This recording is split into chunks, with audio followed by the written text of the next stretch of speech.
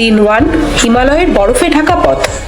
একটা পা, শুধু একটা পা সামনে বাড়াতে পারছেন না দ্রৌপদী।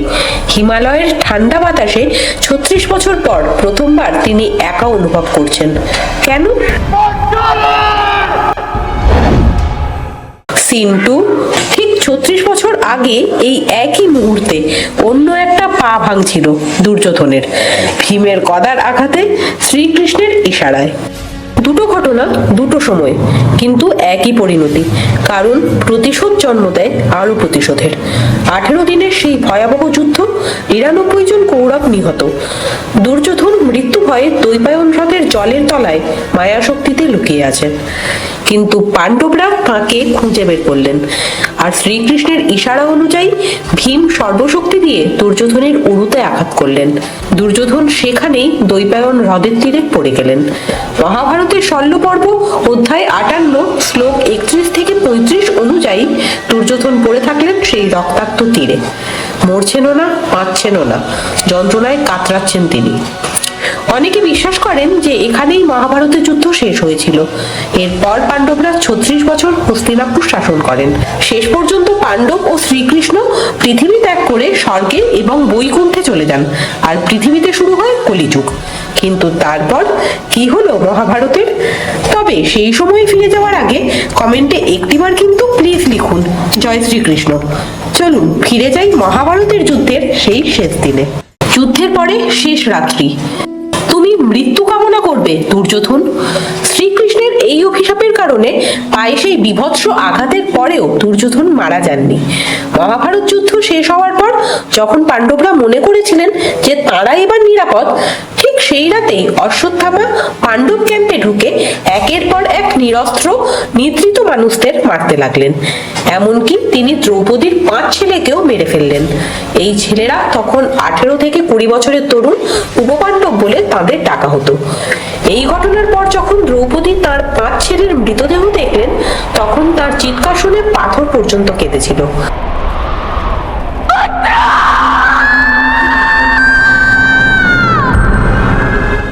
উপপাণ্ডবদের মারা যাওয়ার খবর শোনার পরে দুর্যোধন মারা যান, আর দুর্যোধনের মারা যাওয়ার সঙ্গে সঙ্গে সঞ্জয়ের দিব্য দৃষ্টি লোপ পায়। সূর্য অস্ত যায় এবং এই 18 দিনের দীর্ঘ যুদ্ধের সমাপ্তি ঘটে।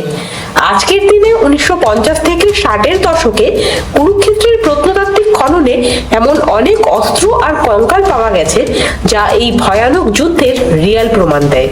এমনকি আর্কিওলজিক্যাল সার্ভে অফ ইন্ডিয়ার রিপোর্ট অনুযায়ী সেখানে পোড়া তাঁবু আর আরো অনেক পাত্র, অস্ত্রের চিহ্ন পাওয়া গেছে। মহাভারত যুদ্ধের 36 বছর পরে দ্বারকা। 36 বছর আগে যুদ্ধ শেষ হয়েছিল। হস্তিনাপুরের সিংহাসনে যুধিষ্ঠিরের রাজ্যাভিষেকের পরে শ্রীকৃষ্ণ দ্বারকায় ফিরেছিলেন, কিন্তু একটা অভিশাপ তাঁকে তাড়া করছিল।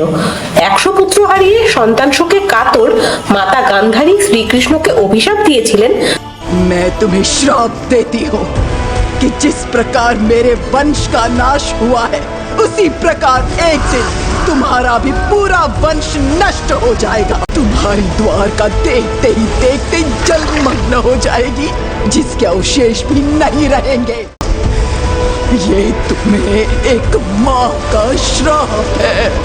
আর ঠিক 36 বছর পর গান্ধারীর সেই অভিশাপ ফলে গেল। যদুবংশীয়রা নিজেদের মধ্যে যুদ্ধে লিপ্ত হলেন। এক রাতে পুরো বংশ ধ্বংস হলো। জীবনের শেষ দিনে শ্রীকৃষ্ণ একটি গাছের নিচে বসেছিলেন। একজন শিকারী তাকে হরিণ ভেবে তীর ছুঁড়লেন। সেই তীর লাগলো পায়ের তলায়, ঠিক যেখানে তার একমাত্র দুর্বল জায়গা ছিল। অবশেষে এই পৃথিবী ছেড়ে শ্রীকৃষ্ণ বৈকুণ্ঠে ফিরে গেলেন, আর শ্রীকৃষ্ণের দেহত্যাগের মাত্র 7 দিনের মধ্যে সমুদ্রে ডুবে গেল দ্বারকা। जैसे ये द्वारका नगरी आप देख रहे हैं, वैसे ही एक द्वारका इस समुद्र के नीचे भी है। समृद्धि और अतीत का एक अद्भुत प्रतीक। আজকের দিনে 1983 থেকে 90 সালে ডক্টর এস.আর. রাওয়ের নেতৃত্বে গুজরাট কোস্টে দ্বারকার ধ্বংসাবশেষ পাওয়া গেছে সমুদ্রের 20 থেকে 40 মিটার নিচে। আর সেখানে অনেক পাথরের দেওয়াল, নোঙরের জায়গা, সুপরিকল্পিত রাস্তা এসব দেখা গেছে। আর কার্বন ডেটিং করে দেখা গেছে এদের বয়স মোটামুটি 3500 থেকে 3000 BCE, মানে একেবারে মহাভারতের সময়। মহাভারত যুদ্ধের 36 বছর পরে হস্তিনাপুর। শ্রীকৃষ্ণ বৈকুণ্ঠে ফিরে গেছেন আর পাণ্ডবরা রাজ্য ছেড়ে দিলেন তাঁদের পৌত্র পরীক্ষিতকে এবং স্ত্রী দ্রৌপদীর সাথে স্বর্গযাত্রার জন্য তাঁরা হিমালয়ের পথে রওনা হন। মহাভারতের স্বর্গারোহণ পর্ব অধ্যায় 3 অনুযায়ী একদিন দ্রৌপদী পাহাড়ের এক পাশে খাদের ধারে পা পিছলে নিচে পড়ে যান এবং সেখানেই সবার প্রথমে তাঁর মৃত্যু হয়। এরপর ধীরে ধীরে সহদেব এবং নকুলের পালা এলো। এরপর এলো অর্জুনের মৃত্যুর পালা। এর কিছুদিনের মধ্যে ভীমও হারিয়ে যান। তাই এবার যুধিষ্ঠির একাই এগিয়ে যেতে লাগলেন। আর এইভাবে স্বর্গে পৌঁছানো জীবিত ব্যক্তি একমাত্র যুধিষ্ঠিরই ছিলেন। কিন্তু পাণ্ডবদের মৃত্যুর সাথে সাথে এই পৃথিবীতে শুরু হয়েছিল ধ্বংসের নতুন যুদ্ধ। শুরু হলো কলিযুগ। পাণ্ডবদের পরে হস্তিনাপুরে তাঁর পৌত্র পরীক্ষিতের রাজত্ব শুরু হয়েছিল। একদিন তিনি দেখলেন একজন লোক একটি ষাঁড়কে পিটাচ্ছে।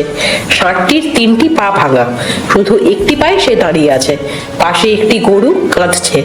মহাভারতের অনুশাসন পর্ব অনুযায়ী এই ষাঁড় হলো ধর্মের প্রতীক, আর এর 4টি পা ছিল তপস্যা, পবিত্রতা, করুণা আর সত্য। আর সেই লোকটি ছিল কলি। কলি অসুর এর মধ্যে ধর্মের ষাঁড়ের 3টি পা ভেঙে ফেলেছেন, শুধু সত্য বাকি আছে। তাই পরীক্ষিত তলোয়ার তুলে কলিকে মারতে এগিয়ে গেলেন, কিন্তু তখনই কলি অসুর তাঁর পায়ে পড়লেন আর নিজের থাকার জন্য শুধু 5টি জায়গা চাইলেন। অনেক চিন্তা করে পরীক্ষিত তাকে 5টি জায়গায় থাকতে দেন। এই 5টি জায়গা হলো জুয়া, মদ, ব্যভিচার, খুন আর সোনা। কিন্তু কলি আশ্রয় নিলেন পরীক্ষিতের মুকুটে, কারণ সেখানে সোনা ছিল। আর সেখান থেকেই শুরু হলো পরীক্ষিতের পতন, যে গল্প শোনাবো পরের বার। কারণ মহাভারত শেষ হয়নি সেই যুদ্ধক্ষেত্রে, এটা জাস্ট শুরু হয়েছিল সেখানে, আর আজও চলছে। যেখানে জুয়া আছে, মদ আছে, ব্যভিচার আছে, হিংসা আছে, লোভ আছে, সেখানে কলি আছে। চারদিকের অবস্থা দেখে আপনি কি ভাবছেন? সেই দিন যদি পরীক্ষিত কলিকে মেরে ফেলতেন, তাহলে কি আজ আমাদের জীবন কিছুটা আলাদা হতো? কমেন্টে আমায় জানান আপনার মতামত। ভিডিওটি ভালো লাগলে লাইক এবং শেয়ার করুন। দেখা হবে পরের ভিডিওতে। ততক্ষণের জন্য লাইক, শেয়ার এন্ড সাবস্ক্রাইব মিনি বচন। টাটা।